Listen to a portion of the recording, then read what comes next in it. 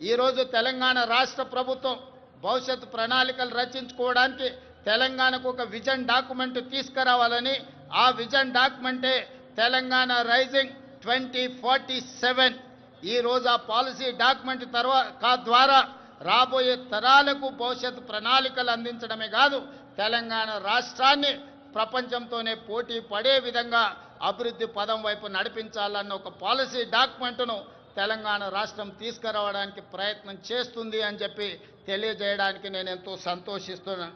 ప్రపంచ నగరాలతో ధీటుగా హైదరాబాద్ నగరాన్ని తీర్చిదిద్దేందుకు ప్రణాళికలు రూపొందిస్తున్నాం. మూసీ నదికి పూర్వ వైభవం తెచ్చేందుకు మూసీ పునరుజ్జీవన ప్రాజెక్టును మనం చేపడుతున్నాం.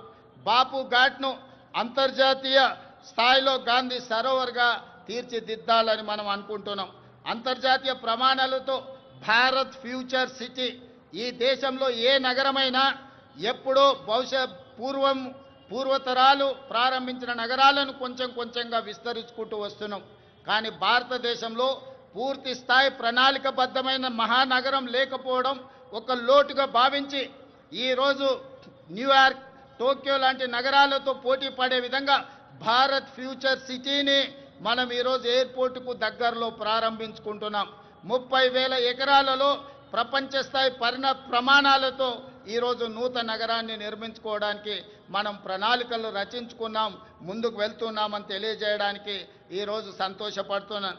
ఆ భారత్ ఫ్యూచర్ సిటీలో ఏఐసిటీ, స్పోర్ట్స్ సిటీ, ఫార్మా సిటీతో పాటు లైఫ్ సైన్సెస్, హెల్త్ సిటీలను ఏర్పాటు చేస్తాం.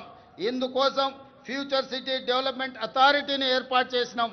ప్రణాళికలు రచించడానికి పాలసీ డాక్యుమెంట్ను మనం ఇప్పటికే రూపొందించుకున్నాం.